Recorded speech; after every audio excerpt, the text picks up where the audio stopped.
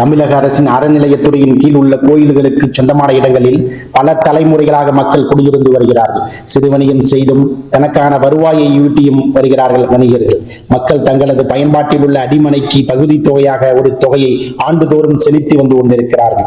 2016ஆம் ஆண்டிற்கு பிறகு தமிழ்நாடு இந்து சமய அறநிலைத்துறையின் சார்பாக நியாய வாடகை சட்டம் என்ற பெயரில் ஆண்டுக்கு ஒரு முறை செலுத்தி வந்த பகுதி தொகையை மாத வாடகையாக மாற்றம் செய்து ஒருதலைபட்சமாக வாடகையை பல மடங்கு உயர்த்தியும் உயர்த்தப்பட்ட வாடகை நிலுவைத் தொகை என்ற பெயரில் பல லட்சங்கள் முன்தெரியிட்டு கணக்கிட்டு மேற்கண்ட நிலுவைத் தொகையினை உடனே செலுத்த வேண்டும் எனவும் அச்சுறுத்தப்பட்டு வருகிறார்கள். அப்படி நிலுவைத் தொகையை செலுத்த தவறினால் வாடகை உரிமம் ஒப்பந்தம் மீறியதற்கான இந்து சமய அறநிலையத்துறை சட்டப்பிரிவின்படி ஆக்கிரமிப்பாளர்களாக கருதி உடனடியாக வெளியேற்றப்படுவார்கள் என்று அறநிலையத்துறை மூலமாக கடிதங்கள் அனுப்பப்பட்டு பொதுமக்கள் அச்சுறுத்தப்பட்டு வருகிறார்கள். அறநிலையத்துறையின் இந்த அநீதியை கண்டித்து சில வருடங்களாக தமிழ்நாடு அடிமனை பயனாளிகள் சங்கம் பல்வேறு கட்ட போராட்டங்களை முன்னெடுத்திருக்கிறது.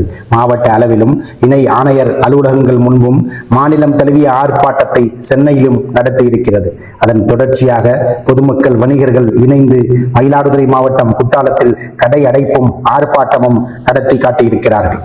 பல தலைமுறைகளாக இருந்து வரும் பயனாளிகளை ஆக்கிரமிப்பாளர்கள் என்ற அச்சுறுத்துவது இயற்கை நீதிகளுக்கு புறம்பான செயல் என்று மக்கள் கருதி வருகிறார்கள். பயனாளிகளின் அனுபவத்தில் உள்ள அடிமனைகளை முறையாக அளக்காமலும் அடிமனைக்கான வாடகையை வசூலித்து வருகின்றனர். அரசு கணக்கில் உள்ள நத்தம் சாதி மனைகளை கோவிலுக்கு சொந்தமான இடங்கள் என சொல்லி அநியாயமாக மிரட்டி வாடகை வசூல் செய்வது பொதுமக்கள் மத்தியிலே அதிர்ச்சியை உண்டாக்கியுள்ளது. நத்தம் சாதி மனைகளை அனுபவத்தில் உள்ள பயனாளிகளுக்கு தமிழக அரசு உடனடியாக பட்டா வழங்கிட வேண்டும் என்பதுதான் பொதுமக்கள் கோரிக்கையாக உள்ளது. அரசாணை 318 படி செயல்படுத்த வேண்டும். புதிய வாடகையை நிர்ணயிக்க தலைமைச் செயலாளர் தலைமையில் அமைக்கப்பட்ட உயர்மட்ட குழுவின் பரிந்துரைகளை உடனே வெளியிட வேண்டும்.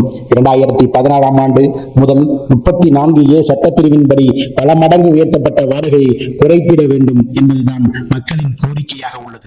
அறநிலையத்துறை மக்களின் அச்சுறுத்தலை போக்குமா? அறநிலையத்துறையின் மீது மக்கள் கொண்டுள்ள அதிருப்தி விலகுமா? பொறுத்திருந்து பார்ப்போம்.